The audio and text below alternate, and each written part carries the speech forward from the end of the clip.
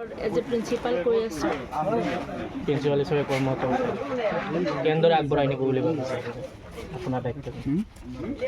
মোৰ দায়িত্বখিনি যিহেতু তেওঁলোকে বিশ্বাস কৰি মোক দিছে, যিমান পাৰোঁ মানে মইতো চেষ্টা কৰিম নিজৰ ফালৰ পৰা। তাতো যদি কিবা অসুবিধা হয়, অলৰেডি তেওঁলোক আছে বা ছাৰ বাইদেউসকলো আছে, দিহা পৰামৰ্শ তেওঁলোকে দিলে সুখী হ'ম আৰু। এই শুভাৰম্ভণিত মই উপস্থিত থাকিব পাই নিজকে সৌভাগ্যৱান বুলি অনুভৱ কৰিছোঁ। উপযুক্ত শিক্ষক শিক্ষয়িত্ৰীৰে গঢ় দিয়া এই বিদ্যালয়খনে নিশ্চয়কৈ সমাজৰ ছাত্ৰ ছাত্ৰীসকলক প্ৰকৃত দিশত পৰিচালিত কৰিব, তাৰে কামনা কৰিছোঁ। আৰু আশা কৰিছোঁ এই বিদ্যালয়খনৰ শিক্ষক শিক্ষয়িত্ৰীসকলে তেওঁলোকৰ জ্ঞান বোধ আৰু তেওঁলোকৰ শিক্ষাৰে আমাৰ ছাত্ৰ ছাত্ৰীসকলৰ ভৱিষ্যত উজ্বলাব। আৰু এই বিদ্যালয়খনৰ উজ্জ্বল ভৱিষ্যত কামনা কৰিছোঁ আৰু সৰ্বাংগীন উন্নতি কামনা কৰিছোঁ। ধন্যবাদ। 7টা প্ৰাইভেট স্কুল আছে, ইতিমধ্যে আৰু এখন স্কুল ইয়াত সংযোজন হৈছে। চৰকাৰী স্কুলটো আছেই। স্কুলবিলাকত যি শিক্ষা দিয়া হৈ আছে, প্ৰতিটো স্কুলতে ছাত্ৰ ছাত্ৰীৰ সংখ্যা যথেষ্ট, যাৰ পৰিপ্ৰেক্ষিতত এই স্কুলখনো এটা গুণগত ব্যতিক্ৰমধৰ্মী এটা শিক্ষা অনুষ্ঠানৰ জন্ম হৈছে। মই আশা ৰাখোঁ স্কুল কৰ্তৃপক্ষই বা উদ্যোক্তাসকলে এই স্কুলখনক আগুৱাই লৈ যাব। স্কুলখনৰ সৰ্বাংগীন উন্নতি কামনা কৰিছোঁ। আৰু এই স্কুলৰ পৰা ভৱিষ্যতে আমাৰ এই অঞ্চলৰ পৰা ডক্টৰ, ইঞ্জিনিয়াৰ, প্ৰফেচাৰ, মাষ্টৰ, উকিল হোৱাৰ পিছত বৰ্তমান কিন্তু আমাৰ এটা বিষয়ত পিছ পৰি আছোঁ আমি এই অঞ্চলত, সেইটো হৈছে আমাৰ প্ৰশাসনিক বিষয়া নাই।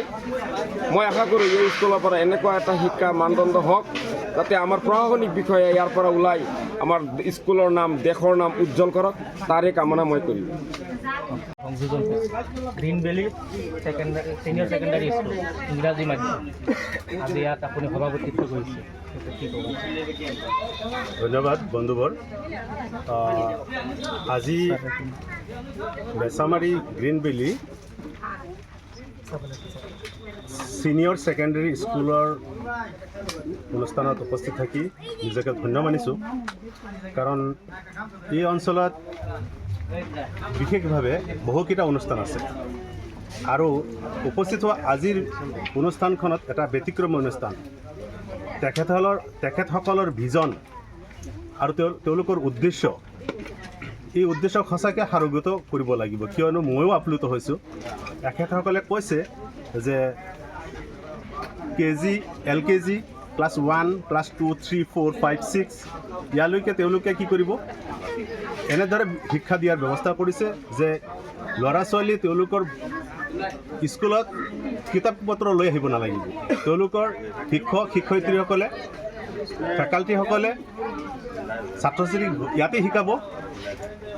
আৰু হায়াৰ ছেকেণ্ডেৰী ফাৰ্ষ্ট ইয়াৰ আৰু ছেকেণ্ড ইয়াৰ একেলগে হোষ্টেলৰ ব্যৱস্থা আছে।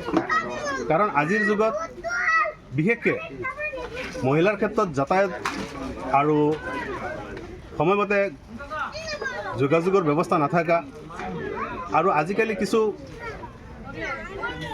যিসকলৰ অসুবিধা ক্ষেত্ৰত যেনে মোবাইলৰ ব্যৱস্থা, এইবিলাকত কিছু ল'ৰা ছোৱালীক আমাৰ বিপথে পৰিচালনা কৰে, ইয়াৰ পৰা বিৰত থকা আৰু সংগৰ দুখত কিছু বেয়া ফালে গুচি যোৱা, এইবোৰৰ পৰা পৰিত্ৰাণ পোৱাৰ কাৰণে এটা প্ৰয়াস কৰিছে। আৰু এই প্ৰয়াস সঁচাকৈ আমি শলাগিছোঁ।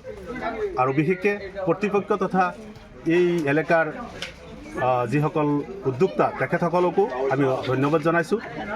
নিশ্চয় বেচামাৰী অঞ্চলত দেখা হৈছে বহুত শৈক্ষিক প্ৰতিষ্ঠান গঢ় লৈ উঠিছে, নতুনকৈ এখন সংযোজন হৈছে। আচলতে মানৱ সম্পদ গঢ়াৰ কাৰণে কৰিছে নে এইটোতো ডেফিনেটলি মানৱ সম্পদ গঢ়াৰ কাৰণে। কাৰণ বিগত দিনত যদি আমি চাওঁ, আজি মোৰ যিটো অভিজ্ঞতা, মই যি দেখিছোঁ সেইফালৰ পৰা আজি যি দেখিছোঁ পাতাল পাৰ্থক্য। কিয়নো আগত